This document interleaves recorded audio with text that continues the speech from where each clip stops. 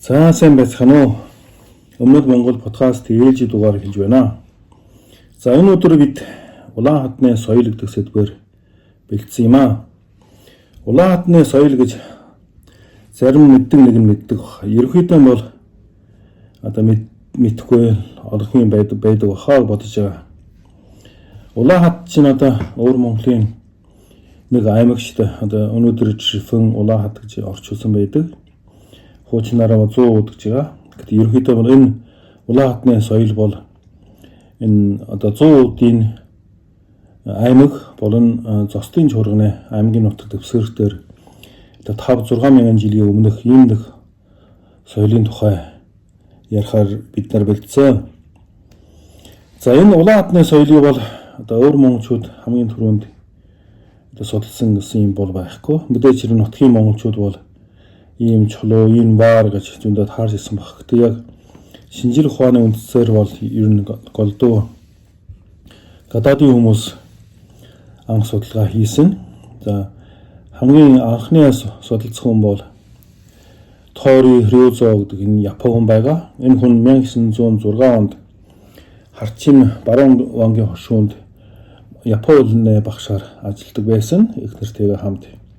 Тэгээд түүний хажуугаар маань хүн чинь 1 жил монгол хэл сураад тэгээд дараа нь 1 жилийн багшийн одоо хугацаа дуусангуудаа нутаг буцаад орж ирээд 1908 онд тийм ээ одоо охин ихнэр нэг охинтой нэг настай тэгээд ихнэрээ дагуулад өөр Монголын зүүн хэсгээр голдуу хээрийн судалгаа хийсэн.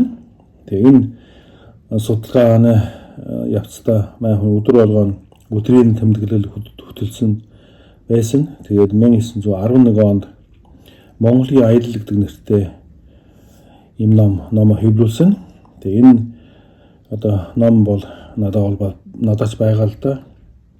Тэгээд голдуу монгол хүний биеийн өндрийг хэмждэг байсан. Одоо монгол нутгийн хэлүүдийг одоо судалдаг байсан. Гуравдах нь одоо зан үйлийг бас сонирхдаг байсан.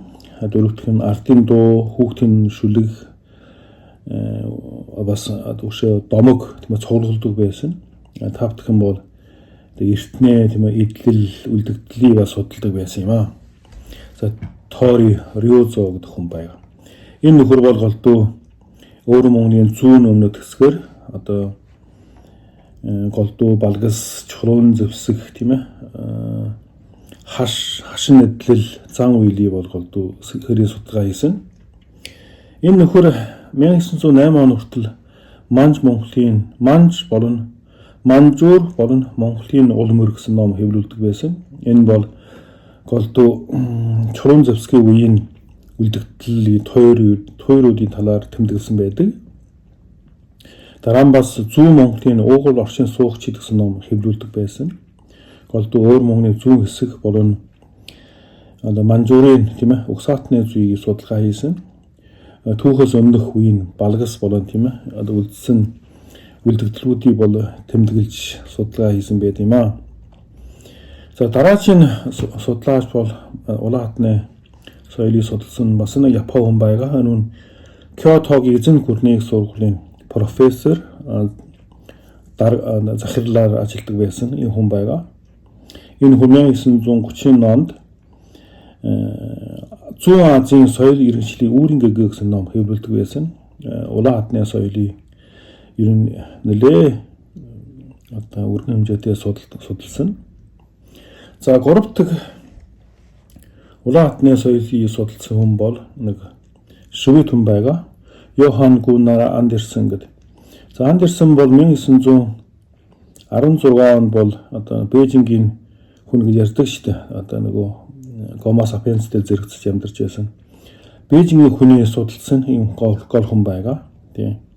Тэгээд 1920 онд бас Манжуур тийм ээ Улаанхадын бүс нутгаар судалгаа хийж тэгээд чулуун эдлэл, чулуун зэвсэг, тийм вар эртний хаш машыг бас олсон. Ер нь Улаанхадны соёлыг тийм ээ таньж мэдхэд их л нөлөө үзүүлсэн энэ швед хүн байгаа Андерсен гэж. Дараагийн хүн бол Францын номлогч байсан. Энэ бол Эмиль Лисент гэж энэ Францын номлогч. эртний амьтан судлаач, археологч 1922 оноос 1924 онд хооронд улаан хад одоо төмдийн нутагч хоо янгаж байгаа. Энэ судалгаа хийсэн байдаг. Тэгээд баахан шин чулуун зэвсгийн үеийн дээжнүүдийг цуглуулсан. Тэгээд чулуун багцын дээжүүдийг цуглуулсан. Тэгээд энэ дотор бол улаан хадны соёлын үлдэгдэл маш их байдаг. Тэгээд 1928 онд бол хуучин чулуун зэвсгийн үеийн хятад орон гэсэн ном хэвлүүлдэг байсан. Энэ номдоо бол улаан хадны соёлыг бол дурддаг, бичдэг байсан юм аа. За бас нэг Францын том хүн бас улаан хадны соёлыг бас судалсан байсан. Энэ хүн бол Pierre Teilhard de Chardin гэж юм байгаа. De Chardin гэдэг юм байлээ. Энэ хүн бол философч, шашин теологч, эртний амьтан судлаач, пастор хүн байгаа. Энэ хүн бол маш олон философийн, шашны талын ном бичсэн хүн байгаа. Хүний үзэгдэл, хүний ирээдүй, хүний үүсэл тийм ээ. Гэх мэт маш олон ном бичсэн ийм хүн байдаг. За 1935-аас 1940 оны хооронд Японы эрдэмтэн бол бас жинтэй хөв нэмэр оруулсан улаан хадны соёлын талаар Хидео Кишида болон Масахиро Сато энэ хоёрын бол улаан хадны одоо соёлын одоо туйранд балгасан дээр бол маллал хийсэн. Ер нь нэлээд маллалыг эцэгцэлсэн. За мэдээж хэрэг хятадын эрдэмтэн бас улаан хадны соёлыг бол тийм ээ судалгаа хийгээд одоо өнөөдрийн төвчөнд хүргэсэн гэж хэлхийн бас зүйтэй байгаа хаа. Тэгэхээр Янда гэдэг нэг хятадын археологч, түүхч энэ хүн бол нэлээд олон жинтэй ном бичсэн. Хятадын анхдаг нийгэм, чулуун зэвсгийн үе, хятадын түүх судлалын хөгжлийн түүх гэж. Тэгээд түүнээс гадна улаан хадны соёлын судалгаа гэсэн тусгай өгүүлээ нэмтгэж тийм ээ одоо тусгай ном гаргасан байдаг. Энэ номон дотроо бол улаан хадны соёлын тийм ээ одоо туйрыг балгасан бол маш сайн судалсан. Тэгээ хаш идлэл, тэгээ тархилын дурсгал зүйс яг нарийн шинжилгээ хийсэн. Улаан хадны соёлын нийгмийн бүтэц, шашин, зан үйлийн системийн онцлогуудыг бол дүнгэж гаргасан. Энэ хүн бол эрдэм шинжилгээний хувьд бол маш их хөв нэмэр оруулсан. Ер нь улаан хадны соёлын одоо таньж мэдхэд үнэлэхэд бол. Тэгээ 1954 онд Янда гэдэг энэ эрдэмтэн хүн археологийн тэмдэглэлд бол нэг өгүүл бичсэн байдаг. Энэ өгүүл нь бол манай улсад шинэ чулуун зэвсгийн үеийн соёлын хэд хэдэн асуудлын талаар хэлэлцүүлэх гэсэн ийм өгүүл бичсэн байдаг. Энэ өгүүлэлтэй бол шинэ чулуун зэвсгийн үеийн одоо энэ үлдэгдлийн улаан хад гэж нэрлэхийг бол нэр оноож өгсөн. Тэгээд үүнээс хойш улаан хад гэсэн нэр бол 54 оноос хойш одоо хэвшээд ирсэн байдаг. Ер нь тэгээд түүнээс өмнө бол янз янзын нэрээр нэрлэдэг байсан баг. Гэхдээ өнөөдөр бол ерөнхийдөө улаан хадны соёл гэж 1954 оноос хойш нэрлээд ирсэн. Тэгээд хятад улсын хувьд бол улаан хадны соёл бол маш их ач холбогдол өгж байгаа. Улаан хадны соёлын судалдаг хоёр том байгууллага байгаа. Нэг нь бол өвөр мөнгөний өөртөө засгийн орны соёлын дурсгал зүйс ба археологийн хүрээлэн гэж байна. Энэ Хүү хотод байгаа. Нэг нь бол улаан хадны дээд сургууль гэж байдаг. Одоо улаан хад хотод. Энэ нь улаан хадны соёлын судалгааны хүрээлэн гэж байдаг. Тийм. За соёлын дурсгал зүйс ба археологийн хүрээлэнгэн бол 1954 онд бүр байгуулсан, маш эрт байгуулсан юм ажлын хэсэг байсан. Сүүлд нь өргөтөөд хүрээлэн болсон. Тэгээ чиг үүргэн би бас нэг сонирхоод та бүхэнд бас танилцуулах гэж бодож байгаа. Чиг үүргэний үйлдвэр ийм үйлдвэр байдаг. Хятадын үндэсний хамтын нийгэмлэгийн ухамсарыг бөхжүүлэхийн тулд бид бүс нутаг даяар соёлын дурсгал зүйсийн талаар цогц археологийн судалгаа, хайгуул, малдлаг, хамгаалалт, шинжлэх ухааны судалгаа хийх болно гэж байна. Андэр та нар нэг юм сонсож байгаа биз? Хятадын үндэсний одоо хятадаар бол Зүүн хааны зүгүүн түнхий гэж байна. Хятадын нэгдсэн үндэсний хамтын нийгэмлэгийн ухамсарыг бөхжүүлэхийн тулд одоо нэг осондоо бол энэ байгууллагын чиг үүргэн бол ерөөсөө Улаан хатны соёлыг бол хятадын соёлын нэг хэсэг болгох тийм ээ. Тэгээд сурталчлах ажилттай судлаа хийгээд тэгээд сурталчлах гол үүрэг нэг болж байгаа. Тийм. Улаан хатны соёлын судалгааны хүрээлэн бол 2012 онд байгуулсан. Гэтэ байгуулаад удаагүй боловч тийм ээ маш их судалгааны ажил хийсэн. Миний мэдхээр бол улаан хатны соёлын судалгаа гэсэн 6 том цоврал судалгааны эмтгэл хэвлүүлсэн байдаг. Түүнээс гадна одоо улаан хатны одоо маш олон одоо нөгөө эрдэм шинжилгээ хурлын одоо эмтгэл бас байгаа. Өшөө түүнээс гадна улаан хатны дээд сургуулийн одоо дээд сургуулийн эрдэм шинжилгээ өгүүл нийтлэлтэй нэг талбар байдаг. Тэн дээр маш их энэ тухай өгүүл бол бичсэн байдаг. Ерөнхийдөө бол Хятад улсын зүгээс бол энэ улаан хатны соёлыг бол манай нэг соёлын нэг хэсгээ гэд ярих гээд одоо тэгээд яг ажиллаж байгаа л да. Тийм. За өнөөдрийн байдлаар бол улаан хатны соёлын үлдээс нь одоо ул мөр тийм ээ үлдэгдэл тойр юу гэдэг балгас 1200 гаруй байдаг. Тийм. Улаан хатны соёлын хамруулсан талбай бол 200 мянган хавтгай эдвэр км нутагтай. Тэгээд ерөнхийдөө бол 5-аас 6 мянган жилийн өмнөх тийм ээ түүхийн өмнөх археологийн соёл байгаа. Энэ нутаг дэвсгэр дээр бол энэ соёл 1500 орчим жил үргэлжилсэн. Одоо энэ ясандаа одоо олдж байгаа одоо археологийн олдрууд бол 1500 жилийн өмнө наан цаана байгаа гэсэн үг л дээ. Тий. Энэ нутаг нь одоо хаана байдаг вэ гэхээр би та нарт ба танилцуулчихъя. Одоо улаан хат хол улаан 100 аймгийн Ухаан хошуу өнөөдөр улаан хат хол болж байгаа. 100 Ухаан хошуу, Онны хошуу, тэгээ өшөө Леоны мужийн харчин зүүн гарын Монгол үндэстний өөртөн засагчийн одоо хуучнаар бол харчин зүүн гарын хошуу шүү дээ. Тэгээ Лин Юанши гэж Лин Юанши чинь бол хуучнаар бол харчин зүүн гарын хошууны нутаг. Чэм Пингшан гэж Чэм Пингшан бол харчин баруун гарын хошуу. Өшөө Фу шин Монгол үндэстний өөртөө засагчийн энэ бол төмдийн баруун гарын хошуу гэж байгаа. Энэ яснаа бол одоо чин гүдний үеийн засагчны нэгжид бол голдуу зостын чуулганы хошуу болоод 100 аймгийн тийм ээ хошуунуудын нутаг дэвсгэрт хамрагдж байгаа л да. Ерөнхийдөө бол за улаан хатны соёлыг бол эрдэмтдийн үзэж байгаагаар бол эрт дунд хожуу үеийн гэж 3 төвчөнд хуваагдж байгаа. За гол хэсэг нь бол өнөөдөр голдуу Леонын мужийн Лин Юанши гэж байгаа. Тэрнээс ойролцоо Нүүхөл янгад газар тэр бол голдуу төв байдаг. Хамгийн их юм олдсон газар. Энэ бол голдуу улаан хатны соёлын хожуу үеийн соёлд хамрагдж байгаа. Энэ бол гол тахилгын талбай энд бол байдаг. За улаан хатны соёл бол хаанаас үүссэн бэ гэд хүмүүс бас гайхшраад судалгаа хийсэн байгаа л да. Энэ бол голдуу Ухаан хошууны нутгаас тийм ээ Шиндунваа гэдэг тосгоноос бол Шиндунваагийн соёл гэдэг гарч ирсэн байдгийг. Энэ бол одоо манай өнөөдрөөс тийм ээ 8200-аас 7400 жилийн өмнөх үеийн соёл иргэншил байдаг юм билээ. Тийм энэ шин цорын зөвсгийн үеийн соёлд хамрагддаг Шиндунваа гэх соёл гэнэ.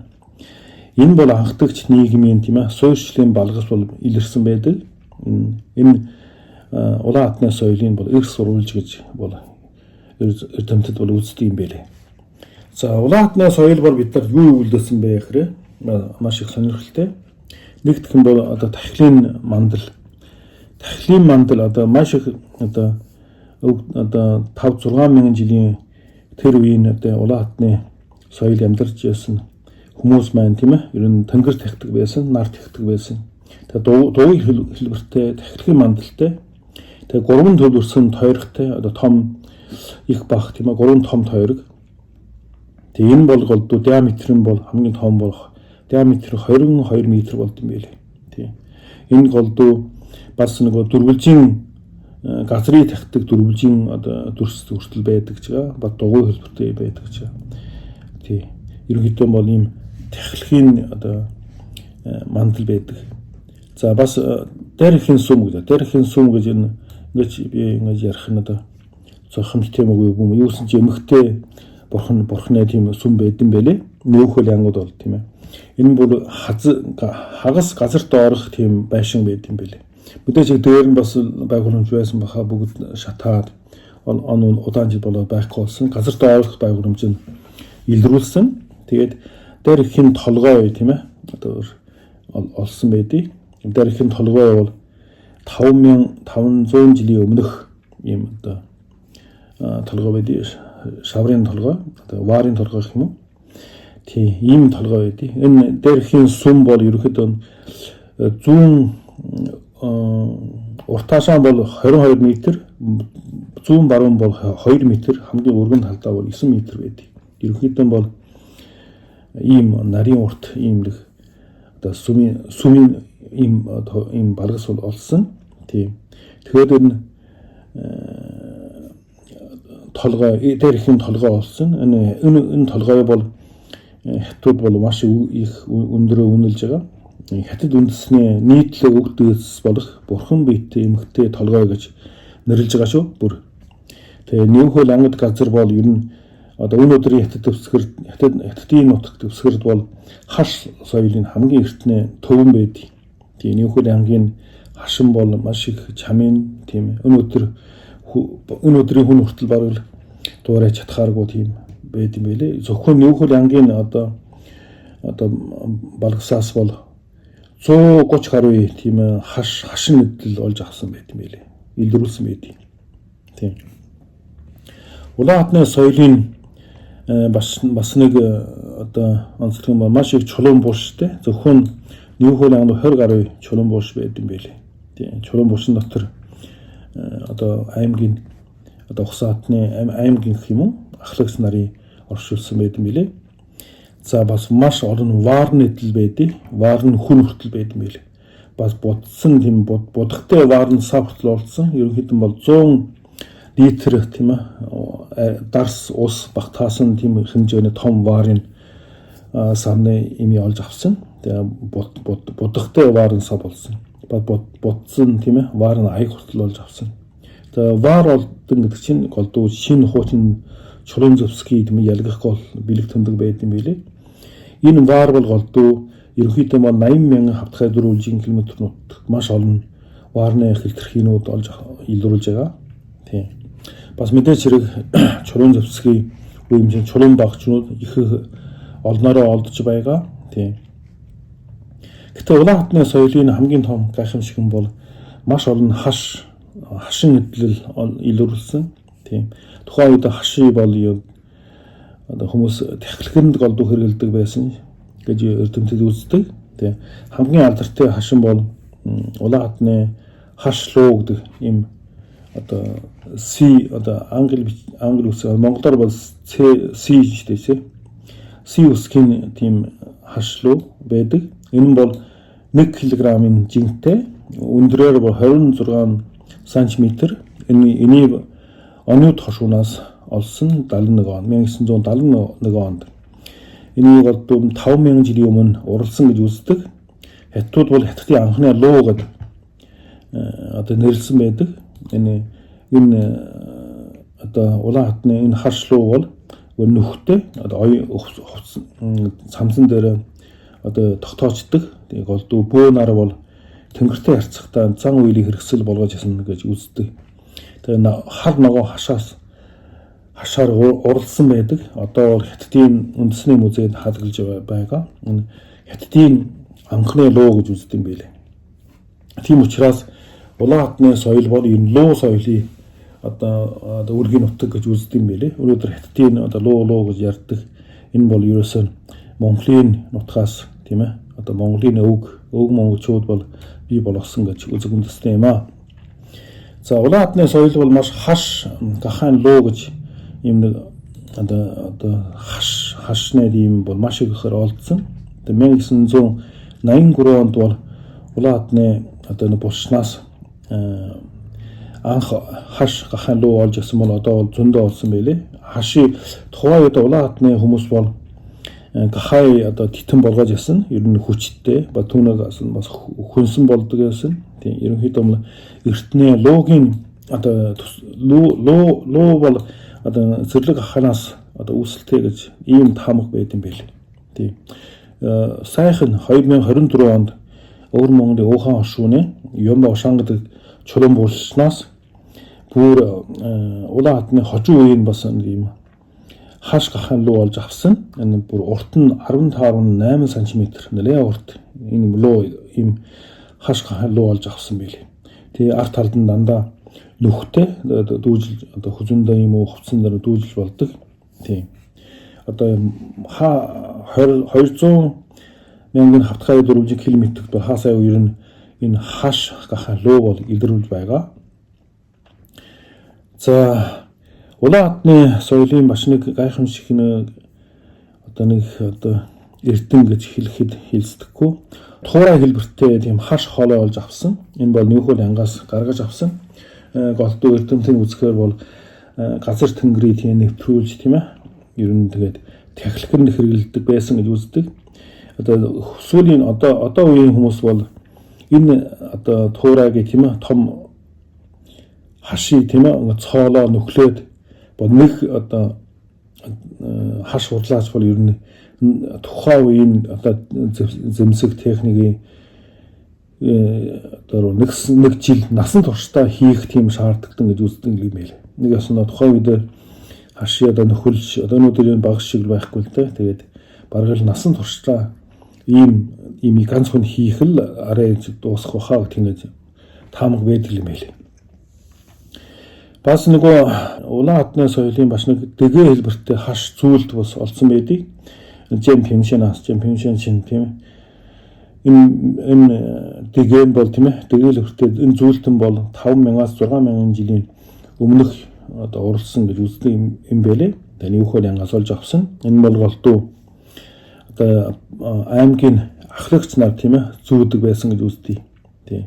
Энэ булшнаас олж авсан байлээ. Тийм. За ерөнхийдөө бол улаан хатны соёлыг тийм ээ одоо илрүүлснээр хятад бол дээр үед нь бол хятадын иргэншил соёл иргэншил 5000 жилийн гэж ярьдаг байхгүй. Гэтэ улаан хатны соёлыг одоо олснороо хятадын иргэншил бол 5000 жил гэж одоо ярих бүгэн үндэстэй гэдэг мөнөөр бардам хятад бол ярьж байгаа. Гэтэ мэдээж хэрэг энэ соёл иргэншилийн хятадын угсааны тийм ээ одоо ямар ч хамаагүй мэдээж хэрэг шүү дээ.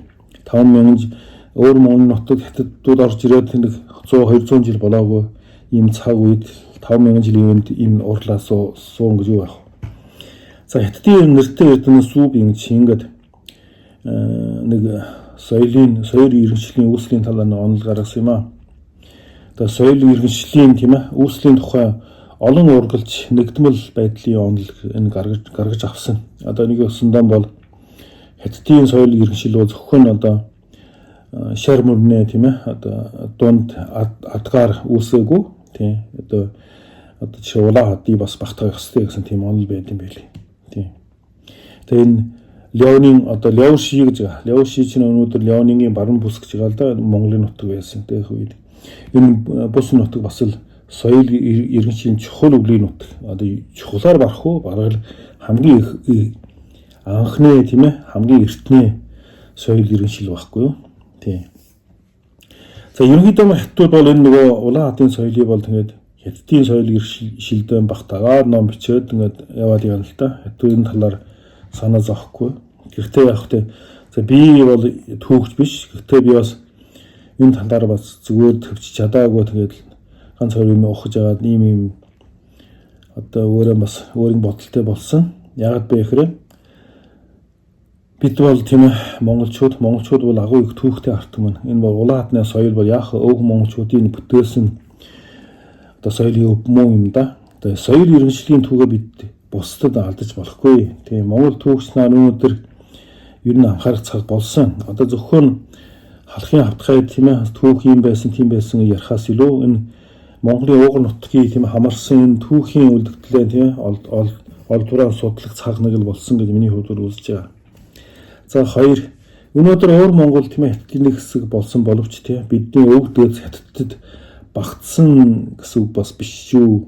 энийг бас анхааруулах хэрэгтэй байна. За өнөөдөр өөр Монгол, Шинжаан, Уйгур, одоо зүүн Туркестан төвдөд бий болсон иргэншил соёл бол тэр бүс нутгийн ард түмэнтэй усаатантай хамаатай болохоос өнөөдөр 100 жил одоо хамрагдаагүй энэ улсад бол хамаатай гэж бас ичхгүй ярьж болохгүй л дээ.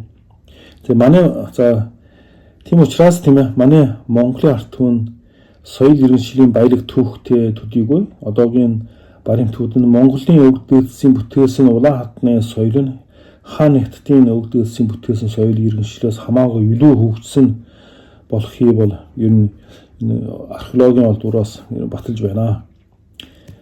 За тэгэхээр бид нар бол бас түүхээ эргэж харах хэрэгтэй. Зөвхөн халахын хатгаяар бид нар бол сэтгэж болохгүй. Одоо Монголын өвөг дээдсийн үлдээсэн уудам нутаг бид нартай хамаатай бүх соёлоо Монголын түүхний хэсэг гэж үзэх ёстой. Бид нар бол түүхэн бусдад алдаж болохгүй. За иймэрхүү санаатай энэ нэвтрүүлгийг бэлдсэн юм аа. За анхаарал тавьсан баярлалаа. Баяртай.